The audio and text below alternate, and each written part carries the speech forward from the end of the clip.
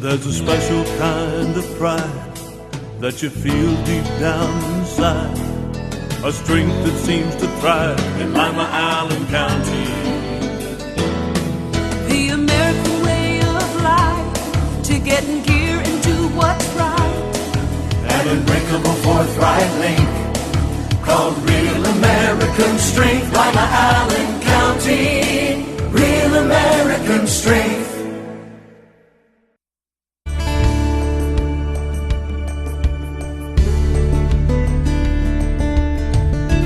Keeping you up to date with what's happening in your community. Community Focus on GTV2. Thanks for joining us today on Community Focus. I'm Ann Decker, and Beth Seibert is in the studio today. She is the coordinator of the Ottawa River Coalition, and April is one of the coalition's busier months. Yes. It's Easter coming up, which means you've got your Good Friday fish fry in a couple weeks. Yeah, it's been 13 years since we've been doing the fish fry. It's amazing but true. And this is our signature fundraising event. So it's on Good Friday. That's right. And where do you do it? Allen County Fairgrounds. We serve from 11:30 a.m. to 6:30 p.m. Okay, how much are tickets? Tickets this year are $8. That's the same as last year. And for that $8, you can either eat in or carry out. Our meal is a delightfully tasty Alaskan pollock. Not Ottawa River carp? No. We don't want to take any more fish from the Ottawa River. No, it's a really, Lock 16 does our catering. Oh, and they're great. And the pollock that they've used is just wonderful. We do seasoned French fries, coleslaw, and we top it off with a Chief's signature cookie. Yum. Yes. And you also have a silent auction to go with the fundraiser. Yeah, this is at least the third year for our silent auction, and it does as well as the fish fry. And we've got some fabulous items already donated, a really nice array, and those are going to be posted to our website probably this week. And you don't have to be present to win. If you're the successful bidder at the end of the night, we'll just contact you. But we close down that silent auction around 6 p.m. How many people do you get coming to the fish fry each year? We're usually serving about 1,100. That's incredible. That keeps us busy all day long. So lunch, dinner, it's pretty much steady all day? Right. It's steady all day. Our bigger crowd probably is lunch. And we do a lot of business carryouts around the lunchtime. We offer that to anybody that has about 10 or more meals that they want delivered to their business in this locale. And that seems to be a nice feature for us, especially for our lunch business. Do you need to get tickets ahead of time or just pick them up at the door? No, there's no real advantage to getting your tickets ahead of time. There's no price break or anything like that, and I would just suggest people come to the door. But if they are wanting to arrange batch meals, I would like to know so we can get it on a schedule. And how do they do that? They can contact us at 419-223-0040, extension 3. Okay, and if they want to see the auction items on your website, what's the address? This is myriver.org. Easy enough to remember. Yeah. And right on the heels of the fish fry, you have the Ottawa River cleanup. Right. Just 8 days later, on Saturday, April 26th, we're going to be conducting, I believe, the 21st Ottawa River cleanup. LACNIP sponsors that event, and we're just happy to be a partner. But it's 9 a.m. to noon, and our headquarters for that event is at the Red Cross. People come out, they get their assignment, they get bags, they get gloves, they get a t-shirt, and when they're all done, they can come back and have a hot dog and a cookie with us. Cooked by Beth, by the way. Yes, Beth I cook is the hot dog dogs. lady. And that's a really nice event. There's quite a few teachers in the area who send students out for bonus points. The only thing we ask about minors is if you're sending your minors, please send an adult for every group of about 5 kids. We don't chaperone these kids. They come through and they get an assignment, and we really don't like to send, and we won't. We won't purposely send a group of minors out to the stream. So be an adult, teacher or a parent, and come along. It's a great day, and we do it rain or shine. And it is a lot of fun. It really is, and it's a great way to get down and just experience the river and see the river for yourself. and just that, I think that's what it's all about, is protecting our river. Well, and if you haven't been down to the river in a while, or ever for that matter, you'll be amazed at how much it's been cleaned up in the last few years. Yeah, in the last 25 years in particular. And we're just so proud. We're so proud that the efforts of business and industry and citizens is all showing. It's all paying off, and that's evidenced by the health of the river and the health of the fish and insects that live in that river. Now, you're not actually asking people to go into the river, right? This is Right. the cleanup of the banks. This time of year, we tend to have high water levels, so this is just stream side, very upper part of the bank. We really don't want people down in the river, but you always get this diehard group.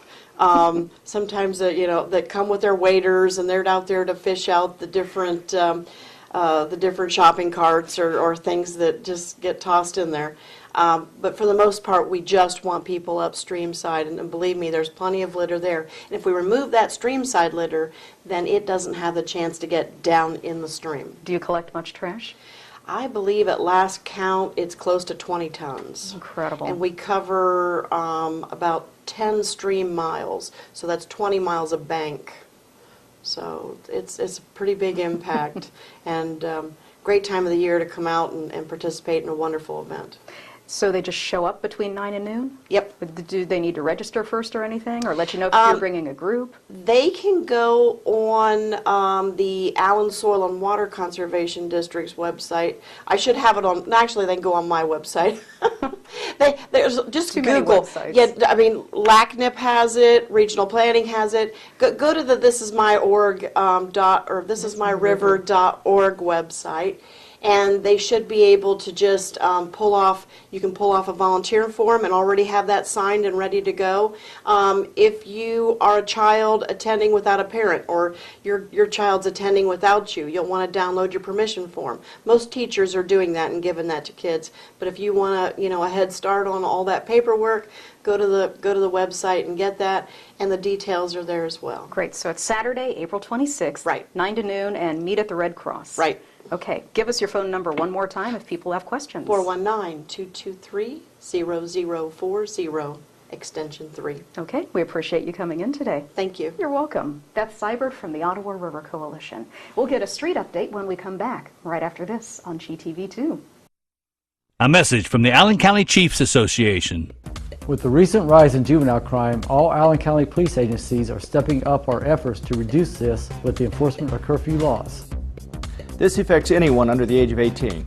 Local laws may vary in age and time requirements among the villages, townships, and cities in the county, so please help us in our efforts by becoming familiar with the curfew law. Please check the websites on your screen for specific curfew information. Together we can make Lima Allen County a safer place in which to live and work. Did you know that if you have information about someone who's committed a crime, or know of someone who is wanted by any law enforcement agency, you can call Crime Stoppers and possibly be eligible for a cash reward of up to $1,000. All callers remain anonymous. Make the call that pays. Call Crime Stoppers at 419-229-STOP. Crime Stoppers! Crime Stoppers! Make the call that pays! Crime Stoppers! This is our river. This is my river. This is my river. This is our river. This is our river. This is their river. This is my river. This is our river. This is your river. It's closer than you think. What are you doing to protect it? Welcome back to Community Focus. I'm Ann Decker. Saul Allen is here in the studio today. He is the head of Lima Streets Department. And if it's spring, it must be pothole time. They're blossoming all over the place. Potholes are definitely blossoming with the harsh winter we've had. With a lot of use of salt usually leads to quite a bit, as far as a big, heavy pothole season. So we are starting to see that not only in the streets, but also in the alleys as well. We are, we have been putting together crews to go out and patch potholes as much as possible, but I think they're starting to beat us. How long do you deal with the pothole issue? Potholes are usually a year-round event. Oh yeah, so Yes. you just keep going and going? Usually we try to have at least 1 or 2 crews always available to do potholes. This year we're probably going to have to use maybe about 3 or 4 crews to actually start the earlier part of the season, since we do have so many out there. But yeah, it really is a year-round event. Should people be letting you know if there's a particularly bad pothole in their neighborhood? Anyone, if you see one, please feel free to call it in, 419-221-5165, and report it. I think a lot of time people think we're just going to get them. If we don't go by them, or if one of my guys doesn't drive by them, we never know about them. So yeah, feel free to call it in, and we'll take care of it. Okay, you mentioned alleys. I know the one out back here is, I could lose my car in some of those potholes. Same type of issue. I mean, the same issues you see with the streets, we also deal with in the alleys, and really most of the time, and this year as well, we usually have an alley maintenance program where once a year we go through and take care of all city-owned alleys. We'll usually start late April going into May. We'll start taking care of those, stoning those alleys and cleaning those alleys up. So, should people be calling you about those, or will you just get them? We'll just get those. We have, like I said, it's a normal maintenance schedule. We do it every year. Like I said, right now we're concentrating on our streets, and once we get some of those, a handle on those, we'll start moving into alleys. Like I said, it'll probably be late April into May when we'll start getting into alleys. What about the railroad crossings? Railroad crossing, that's kind of interesting, because a lot of people think we have something to do with railroad crossing. Actually, the street department cannot even touch them. By law, we cannot touch. That is railroad property. So all those, we'll take those calls as well, but what we'll do is call the railroads themselves. They actually have to do the maintenance on all the railroad crossings. Okay, and should people be calling the railroads directly, or should they call you? Feel free to call City Public Works, and usually the engineering department handles all those calls, but we do pass those calls on as well to engineering, who does make those calls to the various railroads. Okay. Spring is also time for garage sales. We've started to see the signs going up. Are there rules about the signs? Spring, first of all, a lot of people don't realize that the garage sales do require a permit in the city of Lima. The permit is a $5 permit, and it gives you a lot of information as far as what you can and cannot do as far as your signage. And on that, it does tell you nothing in the public right-of-way, meaning nothing in the area from the sidewalk to the street. Also, nothing on public poles or any of that, stop signs or any of that type of thing. We do remove those signs. I think a lot of time people really don't realize, but yes, if those signs, and actually I've gone out and seen stop signs that have balloons on them, signs on them, and really it becomes a hazard for people driving to actually have some of that stuff being, stop signs or whatever being blocked. Sure, as if you guys didn't have enough to do already. It's part of our spring fun. So. What else are you up to these days? Also, as far as going into spring, we want to also remind people that there is no spring leaf pickup. A lot of times people still have leaves. They're still out there. They're still out there, so you'll have to bag them and put them out with your trash pickup. And also, if you have any limbs usually have to be cut up into 4-foot bundles and actually bundled for Allied Waste to actually pick them up. But they will pick them up on your normal garbage pickup day. So if you put those things out there with your garbage pickup, they'll pick them up. You see a lot of leaves in the gutters, and they go down into the catch basins this time of year? This time of year, and especially going into grass cutting season, what we start to find is not only old leaves, but the biggest thing we find is grass clippings that actually plug up those catch basins. So what we do like to remind people as well is when you're cutting your grass, if all possible, aim your discharge back toward your yard, not out into the street. Like I said, a lot of times when we go out trying to clean out a catch basin, all you pull out is old grass. And you actually, bigger problem with that is actually once that grass starts to ferment, you start to get those smells out of there. So that's a big issue as well. Should we be cleaning the grates over the catch basins? As much as possible, and then really I have one probably within 3 feet of my driveway, so that I have to keep clean. Just take care of the tops as much as possible. Like I said, if you do have a problem where you've cleaned off the top and it's still not draining, then feel free to call us. We'll come out there and vector it out and clean it out for you. All right. Anything else you want people to know? Last but not least, also, and we know a lot of people have portable basketball goals. Oh, yeah, and they're coming out. And it's that time of season. They're starting to come out. We just want to remind you, do not leave them out there, because just like signs and anything else, they can be removed. So please do not leave them out there in the street, and as much as possible. And I've seen them streets where you'd be like really? On that street they had one? Yeah, on that street they had one. I've seen one on Elm Street before, and that's the one that really impressed me. Dangerous. Yeah, that's the one that really impressed me. But yeah, as much as possible, do not leave them out there. Like I said, they, you know, if you leave them out there in public right away, they can be removed. So. Okay, Saul, if people want more information about anything going on in the street department, give us your number. Feel free to call 419-221-5165. Okay, appreciate you coming in. Thanks for having me. You're welcome. Saul Allen from the City of Lima.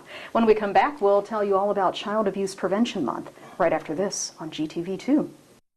We're not doing well, Allen County. Almost 70% of our adults are overweight. And close to 40% of our children. We eat the wrong foods. We smoke too much. We don't exercise nearly enough. We can do better. We can do better. We can do better. Activate Allen County is working with schools, churches, businesses, and local government to influence policies that will help us all do better. We can do better for me. For me. For all of us. Join the effort to help Allen County do better by going to activateallencounty.com. Paid for with funding through a grant from the Centers for Disease Control and Prevention. Oh, good. A family wants to live here. It's been so long since I've had kids in my bedrooms. Wait, what's wrong with them? I love kids. Well, you can't find anything wrong with them. They look nice and so polite. No, nobody's ever going to live in me if you keep turning people away. Been denied housing? Call the Lima Allen Council on Community Affairs. Our Fair Housing Services will look into the complaint at no cost to you. Help keep the youth of Lima safe by donating to Lima Safety City today. Hello, I'm Chuck Eichelberger from the Lima Noon Optimist Club. Safety City is a very important part of the Lima community. The Optimist Club is renovating Safety City and it needs your help.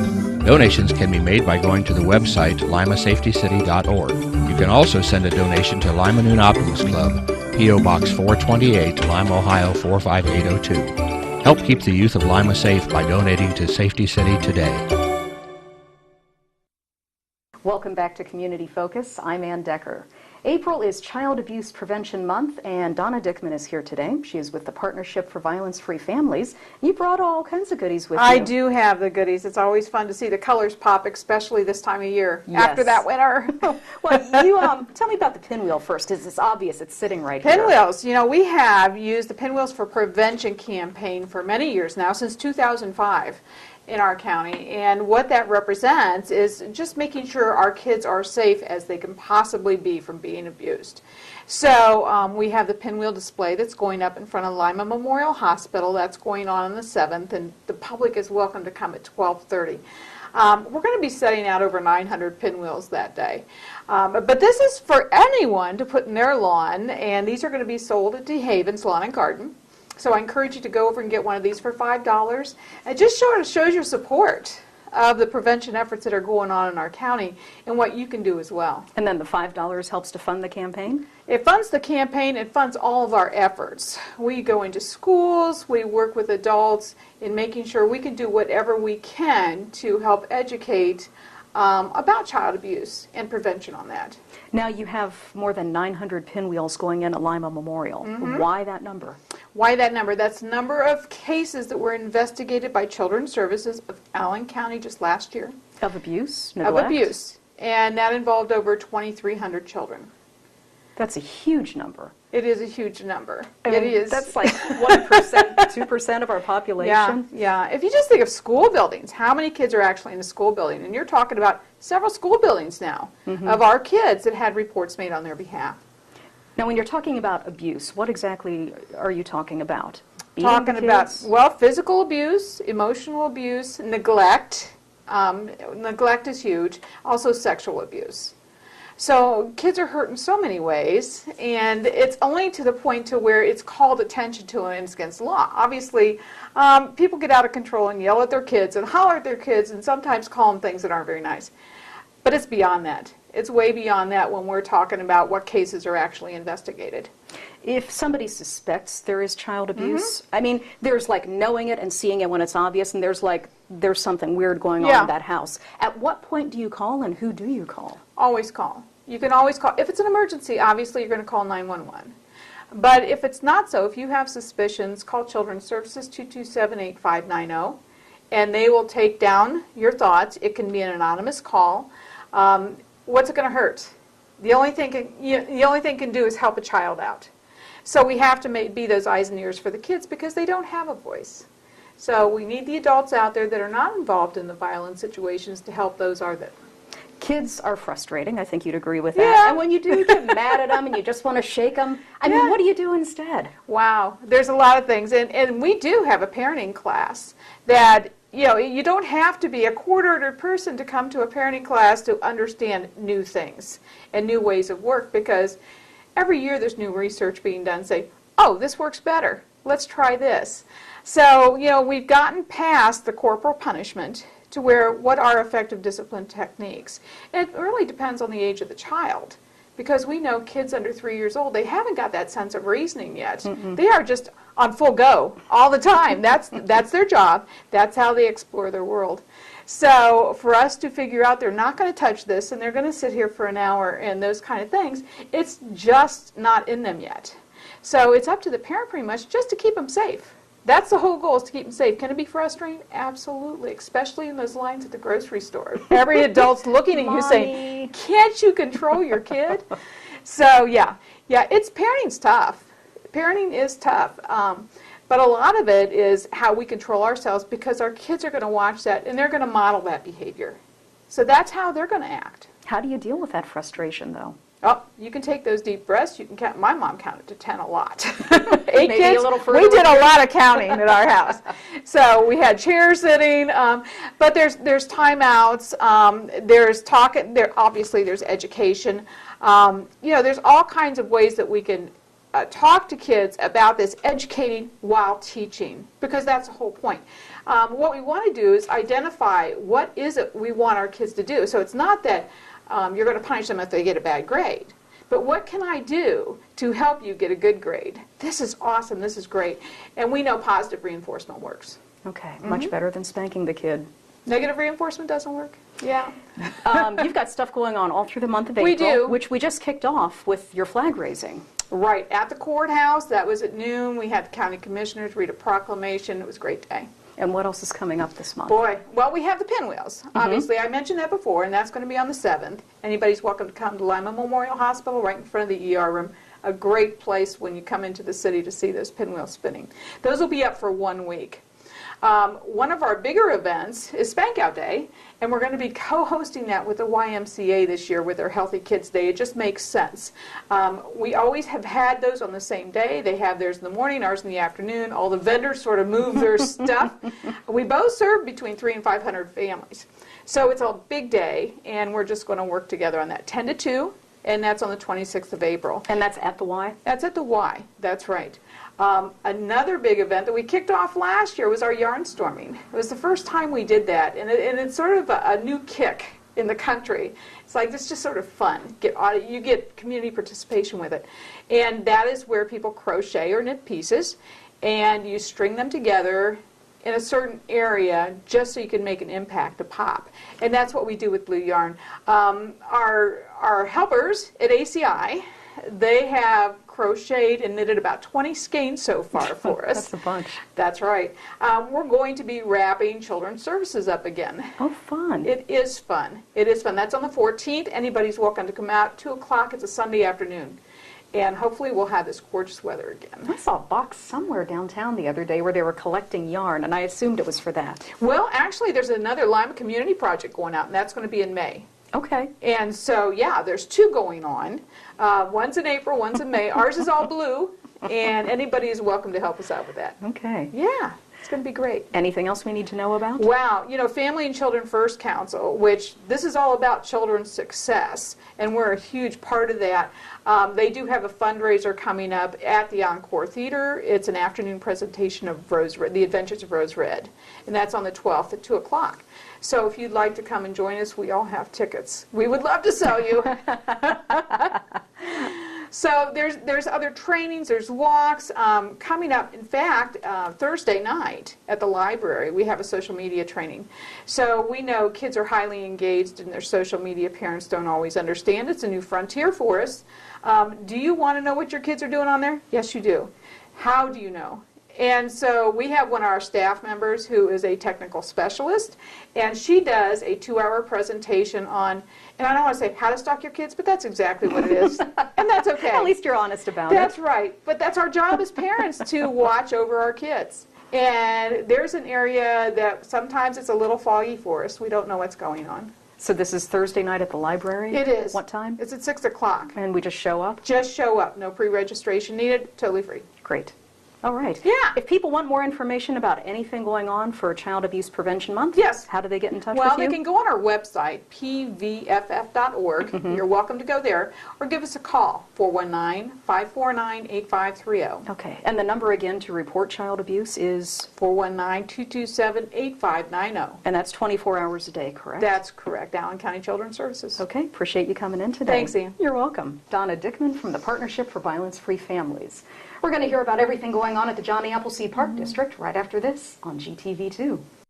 My joints ached and I was always tired. I was always cold, I couldn't concentrate, and my body hurt all over. My doctor told me I had lupus. Women of childbearing age, and especially African American women, are at higher risk. If you suspect that you have lupus, you should contact your doctor. You're invited to attend the local lupus support group meetings on the second Thursday of each month at 1 o'clock at Lima Towers. For further information, go to connectedhands.org.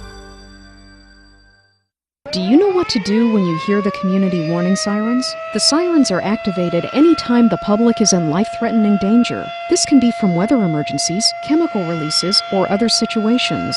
When you hear the sirens, go inside and turn on your radio or television for more information. Follow the instructions carefully and stay inside until the danger has passed. Remember, the sirens mean to go inside and listen to your radio or television for more information. Take the necessary steps to keep you and your family safe.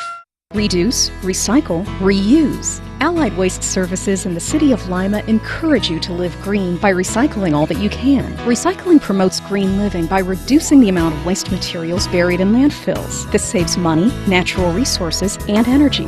Keep our environment healthy and start recycling today. Allied Waste Services is committed to a clean environment. Contact us today for your recycling needs. Visit our website, republicservicesohio.com, to learn more about recycling today. Welcome back to Community Focus. I'm Ann Decker, and this is Kevin Haver. He is the director of the Johnny Appleseed Park District. It's finally park weather after a long, brutal winter. The sun's out, it's warming up. I think everyone's ready for spring and summer this year, and it has been an exceptionally rough winter, but I think it's part of it is simply because we're not used to a hard winter. It's been a while. We've had some mild winters in recent years, but I know I'm ready, and I think most people are. Well, if people want to get out of the house and run around and enjoy the outdoors, what do you have for them? We have a lot of things going on. It seems like our schedule just gets busier and busier each year, but coming up through the month of April and May, lots of public programs, hikes, walks. Some of those involve wildflowers, some of them involve woodcock watches. The American woodcock is one of my favorite bird species in this area, and by far the most unusual mating ritual of any bird in our area. And you've got a woodcock walk? We have a woodcock walk. That's hard to say. Woodcock walk coming up in McLean Teddy Bear Park here shortly. And again, all of these activities are located in our newsletter and online at johnnyappleseedparks.com. Yeah, you've got 2 full pages in this newsletter of stuff coming up, and not just for the grown-ups either, but you have programming for the little guys too. Yeah, we have a strong preschool and young folks program. We like to concentrate a little bit more on them because they are so open to learning new things and so interested, so involved. So Beth Tyson in particular, but our volunteer naturalists, OCVN naturalists and so forth, just do a remarkable job with the young people. Is the campground getting ready to open? The campground will be open in mid-April for the season, and again, everything there is just about ready to go. We have been slow in getting the water lines turned back on this year for obvious reasons, but we don't anticipate many, if any, surprises there, so we should be in good shape to open mid-April. Okay, and then when does the beach open? The beach will open Memorial Day weekend and be open throughout the warm season, the summer season.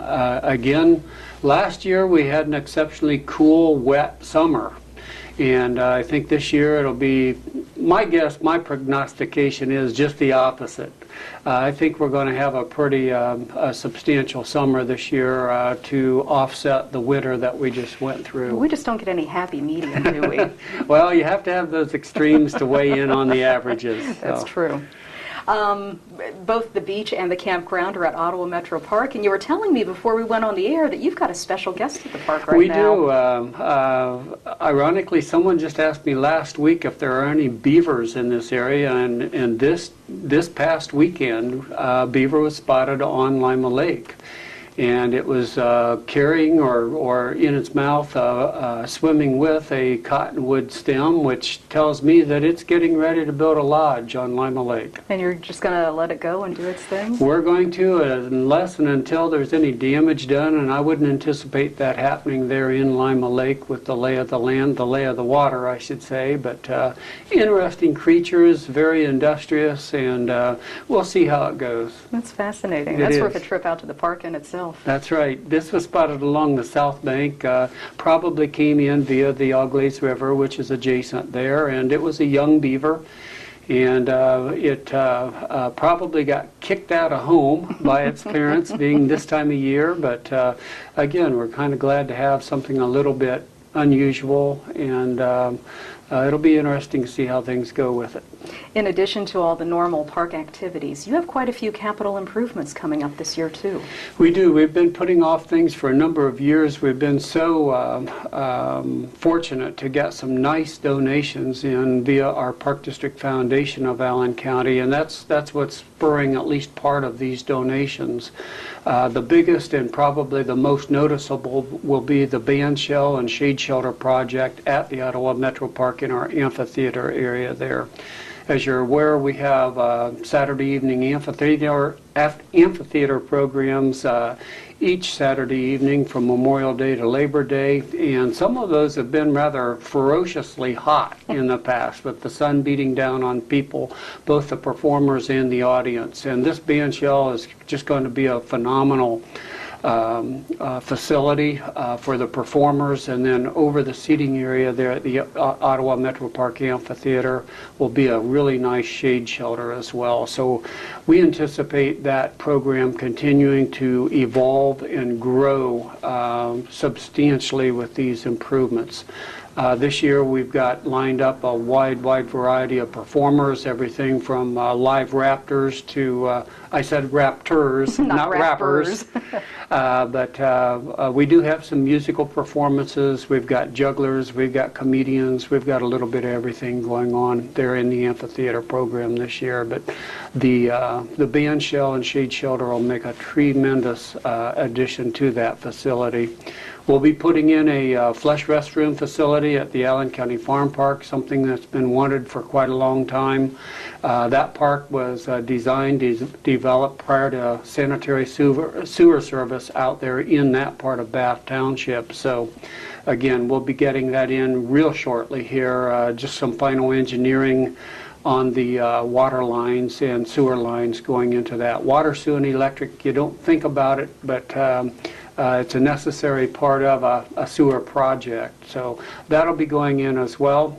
We've got a very short but very important extension to our river walk out off of Heritage Park, just north of Heritage Park this year, that of all things we'll be tying that exercise trail into the Dairy Queen.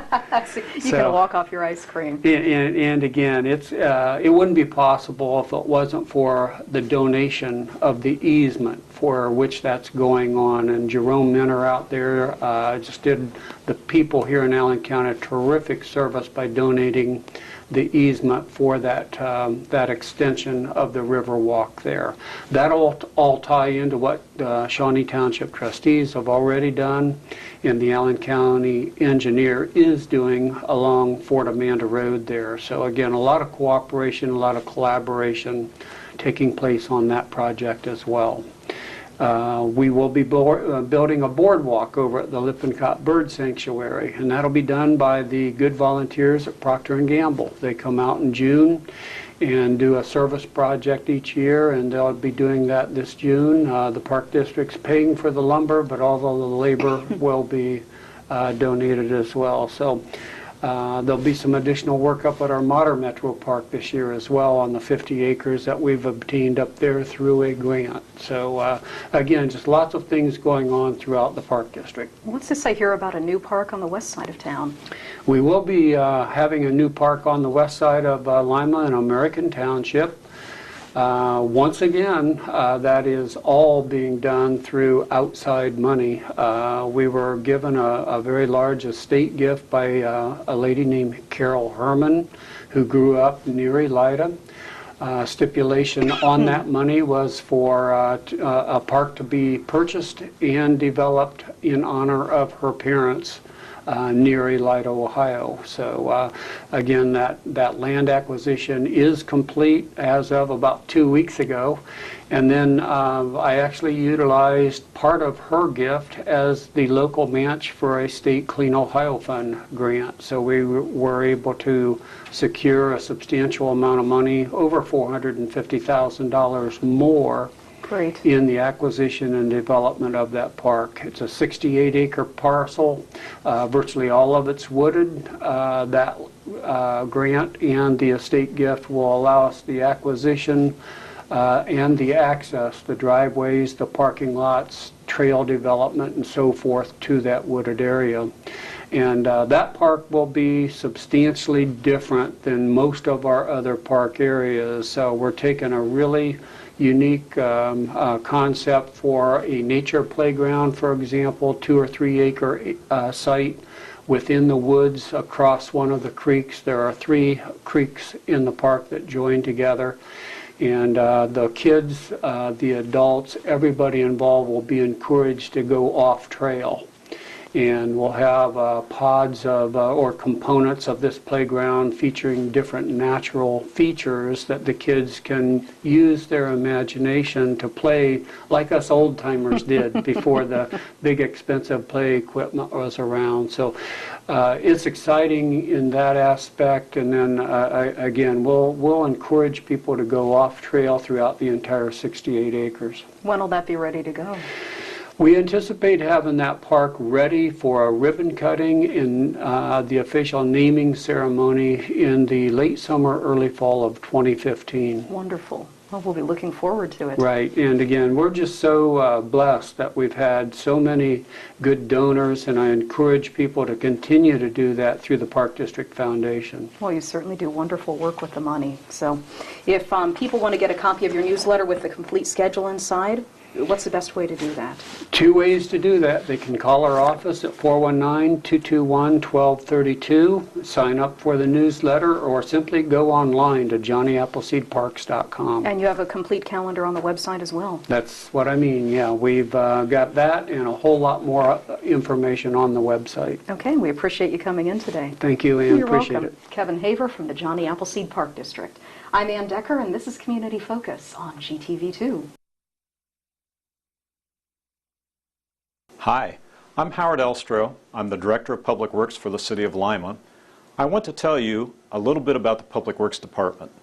Public Works is composed of 4 divisions: street maintenance, parks, recreation and forestry, engineering, and building, zoning, and permit issuance. The street maintenance division does exactly what the name says. We take care of all the maintenance within the public right-of-way: snow removal, storm cleanup, street sweeping, cleaning of catch basins, pothole patching, those type of tasks. This division is also tasked with stormwater and drainage responsibilities. Parks, Recreation and Forestry performs maintenance necessary to maintain our parks in a safe, clean, inviting manner: mowing, playground maintenance, litter pickup, grooming playing fields, and the like. Our recreation staff plans, coordinates, and oversees recreation programs for the youth and adults of our community, such as softball, volleyball, and basketball programs. We also have within our Parks Division park rangers. Park rangers not only patrol the 13 city parks, but also oversees the security of the utility department's buildings and grounds. The Engineering Division is located on the 2nd floor of the municipal building at 50 Town Square. Engineering staff plans, designs, and oversees large capital projects.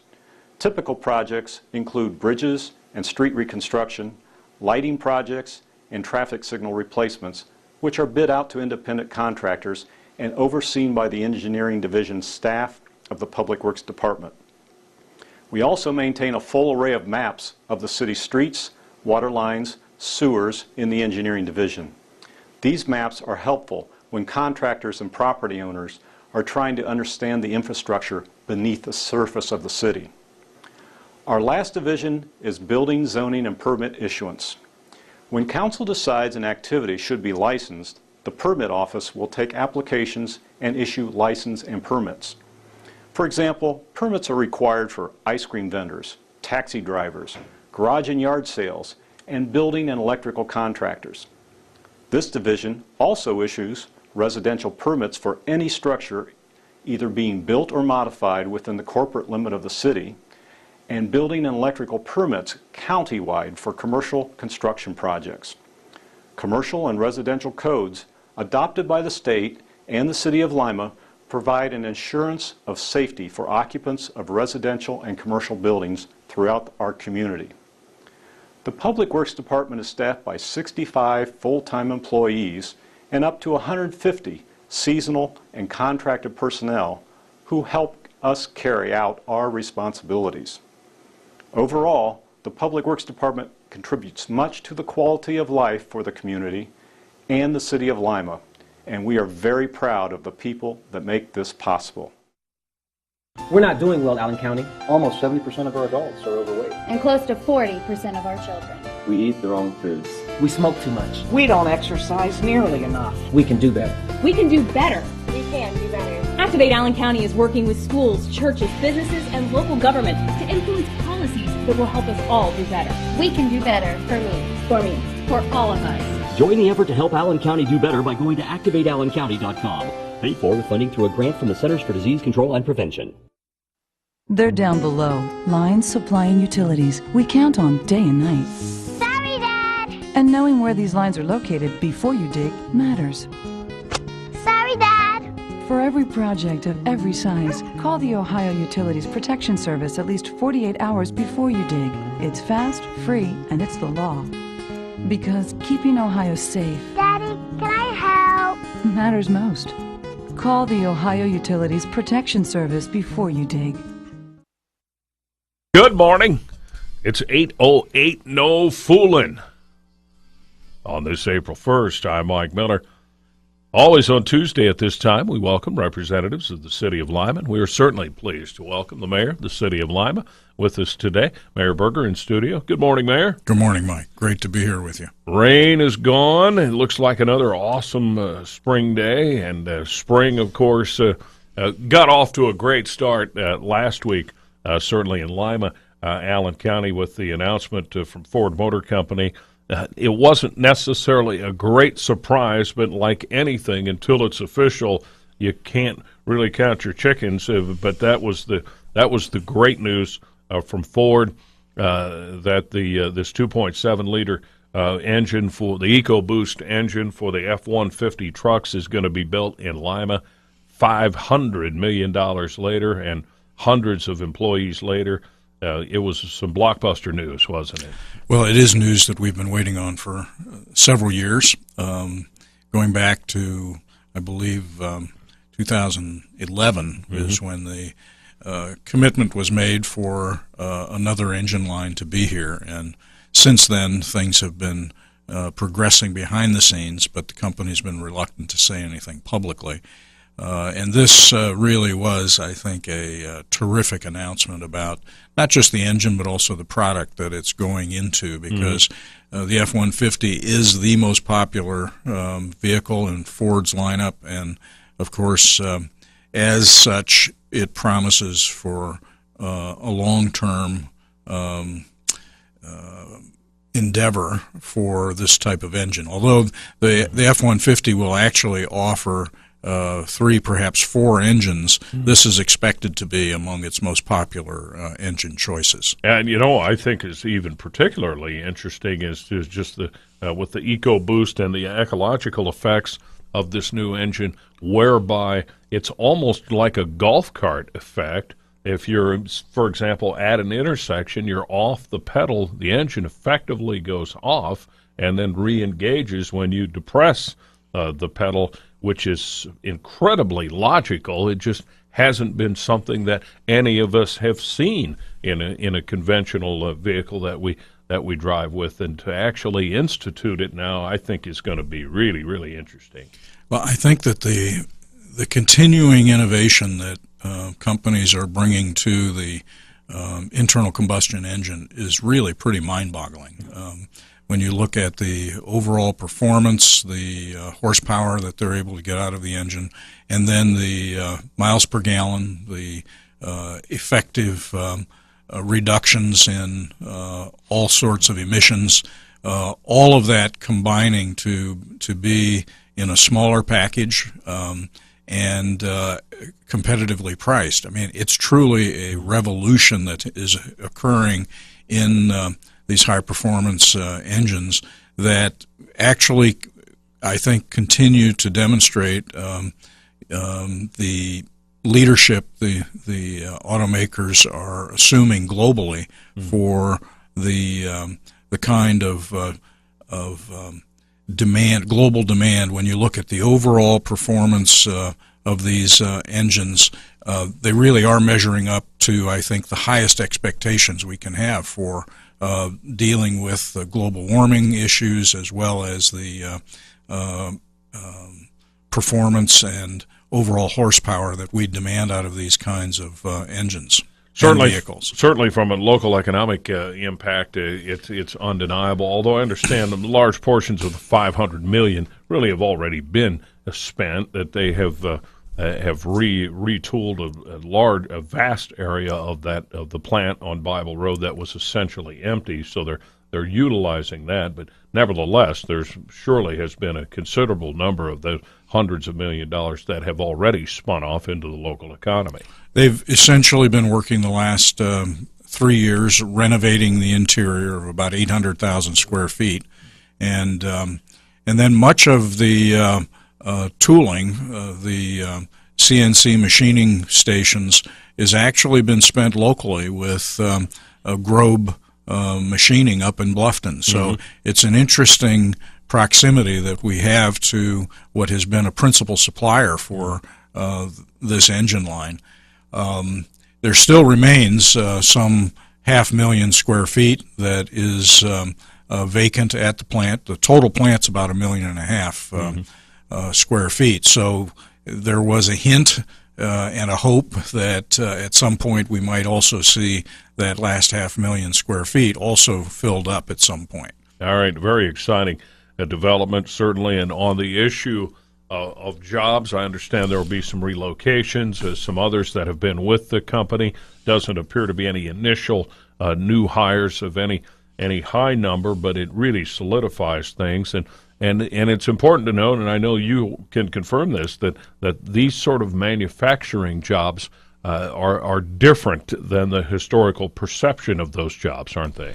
Well, I think manufacturing today is entirely different from the kind of work and stress that was associated with manufacturing in the previous generation, and just the cleanliness of the workspace. If you walk into that plant, it's bright, it's cheery, and you're working with really sophisticated machinery. It takes skill, it takes a lot of teamwork and training. We have a lot to be proud of out at the Lima Engine Plant. There's a lot going on out there. All right, very, very good news for Lima, Allen County, and certainly Bath Township specifically, where the facility is. And I guess it's almost a culmination of what has been more than 20 years. When was the training center initially built through Ford and through the UAW? That's been about 15 or 20 years ago now, hasn't it? It was during George Voinovich's tenure as governor. Okay. And we're talking in the early 90s when there was a focus on how can we anchor the overall teamwork approach, and the training center was conceived as a joint initiative of the Ford company, the UAW, and the state of Ohio, and it has, I think, been a valuable piece of their ability to train up, to keep their folks at a skill level where they've been able to compete. They've had among the most progressive labor agreements in the country, and as a result, the company has really, with this decision for this engine, has rewarded them for that kind of initiative. Pretty exciting development, no question about it. Much more to talk about with the mayor. He recently returned from Washington, D.C. Also, big doings in downtown Lima as the cityscape downtown continues to evolve and change. And our phone lines are open with your input this morning. 224-1150 is our local number. Call right now. It's 816. 820 News Talk 1150 WIMA on this April Fool's Day. No fooling. We are in studio with the mayor of the city of Lima this morning. 224-1150. Questions, comments, things going on with the city. Certainly springtime is upon us, and that'll turn the folks loose as they continue to move forward with some downtown street redevelopment. Elizabeth Street, people are starting to talk about it's not here yet, it's going to be a while, the back-in parking, angled parking, and I've seen that before in larger communities. I contend that's going to be very effective and is quite easy to do. If you have any skills at all with your side mirrors, anybody can do it, and they're going to love it, but there will be some consternation for sure after it gets completed. Right? There will be. I'm sure there will be some concern and some complaint. But actually, it's safer. It allows us to, as we move from parallel parking to reverse angle in, it actually puts more parking spaces on the street. It really does provide, I think, an easier way for folks to deal with the passing traffic, because particularly with the larger vehicles, when they park next to you, if you're in a small car, you truly cannot see. You're backing blindly into the lane of traffic, and with the reverse angle in, you'll be actually able to see either direction, and you'll be able to drive into the lane of traffic much safer for you as the driver and also for the passing vehicles. So I'm sure it'll be a bit of a training opportunity and a learning opportunity, but ultimately I think it'll be for everybody's benefit. What kind of timeline, though? Obviously that won't be the case in 2 weeks and a month, because the reconstruction there of Elizabeth Street is likely going to continue through the summer, huh? Elizabeth and West Street will be under construction this summer, and so I would expect as we get toward the end of August, we'll see the new procedures go into effect. All right, we look forward to that, and of course would invite people to be wary as they travel through those areas at downtown. There'll be workers on the prowl and just a lot of activity there, so the usual slow down. Well, we've got Orange Barrels. The contractor is under contract not only to get the job done, but also to continue the utilization of the street.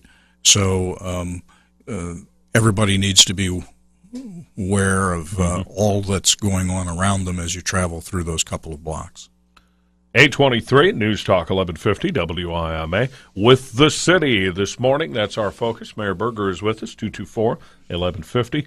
Questions or comments? We'll talk about something also that involves the city, but before we run out of time this morning, Mayor, just want to get a thought or two on a recent trip that you made to Washington, D.C., again involving this city and other cities and their approach and relationship with the Environmental Protection Agency. What's going on there these days? Well, we had last week what's called the Mayor's Water Council meeting, and it was an opportunity for us to continue to network, share information about the individual approaches that each city is taking with respect to the consent decrees that are being negotiated. More importantly, it's also about the broader discussion around federal policy as well as the Clean Water Act itself. And We have a dialogue underway with the agency for and what's called an integrated planning approach and new affordability methods. Those have been slowly taking shape. In addition to that, we have been leading an effort to frame a piece of legislation called the Clean Water Improvement Act, and have been meeting on the Hill with individual legislators and their staffs to discuss why the Clean Water Act needs to be fine-tuned. We're not talking about changing the goals of the Clean Water Act. We are, however, talking about recognizing that how we get there matters, particularly for the pocketbooks of individuals in communities that are bearing the brunt of these costs. And we, for example, right now have a process underway with 27 cities in California, in the Los Angeles basin, where it's not combined sewer overflows, it's instead stormwater issues that are driving an enormous uptick in costs that they're anticipating. So regardless of what part of the country you're in, cities are grappling with the implications of the Clean Water Act and literally billions of dollars in costs that are expected to be paid by us, and the way in which those mandates roll out, the speed with which we're expected to perform, all of that matters and needs to be fine-tuned in the way the law is written. Does there seem to be, at this point, quite the consensus amongst the cities, though, is there not? Mayors have really, I think, stepped up in the last several years to make it very clear that this is not only difficult for cities as organizations to deal with, but just as importantly, it's very oppressive in terms of the financial impacts on middle income and poor households in our communities. And that part of this dialogue, I think, needs to happen now before we encumber ourselves with enormous debt, which can only be paid on the backs of our rate base. And in some communities, it's absolutely back-breaking in terms of the kinds of debt that's being encumbered. All right. Well, good luck with that. Certainly, as that goes on. A general sympathetic ear on Capitol Hill, are you getting? Well, there's some. I was fortunate, actually, as I was heading back into the airport and through the security line, I literally bumped into Senator Rob Portman. Okay. He, too, was heading home that evening. And so I had about 20 minutes with him talking about this set of issues. He has been interested, and his staff has been very supportive of what we're doing. So I expect that we'll continue to make some progress with, certainly with Ohio legislators.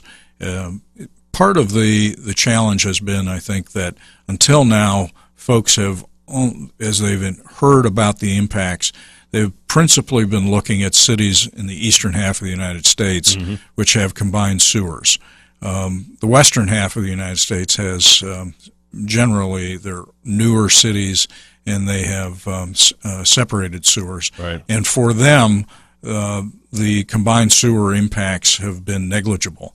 But now, as the stormwater issues and the regulations associated with what are called total maximum daily loads, TMDLs, as all of those begin to roll out and become clearer as to what the expectations are, cities, again, across the nation, although they're different, the impacts for dealing with these water issues are enormously costly, and I think we're beginning to get the attention of those in California, in the other states in the West that has not been there to this point. All right. I'll tell you what's, I guess, a little bit scary about that is at some point people in a number of towns will get water bills that they themselves virtually can't handle. And who can live without water? Right. That's correct. All right. Well, again, good luck in those continued efforts. Next time we'll talk a little bit more about, we'll talk about this Lima Energy, or I should say Energy Savers program that involves the city. Rick Stolle brought us up to speed a little bit on that recently, and will continue to do so. A good thing at no cost through AEP, and the city benefiting the city of Lima and Simmons Field and a whole host of things. So, yeah, Mayor, just want to encourage folks to go to energysavers.2014.com. Wish we had more time as always, but it's time for news. Have a great day. Thank you, Mike. Let's all do our part to keep the Ottawa River clean and healthy. Prevent or clean up oil and fluid leaks from your vehicle that could wash into the river. Your actions matter. We're not doing well, Allen County. Almost 70% of our adults are overweight. And close to 40% of our children. We eat the wrong foods. We smoke too much. We don't exercise nearly enough. We can do better. We can do better. We can do better. Activate Allen County is working with schools, churches, businesses, and local government to influence policies that will help us all do better. We can do better. For me. For me. For all of us. Join the effort to help Allen County do better by going to activateallencounty.com. Paid for with funding through a grant from the Centers for Disease Control and Prevention.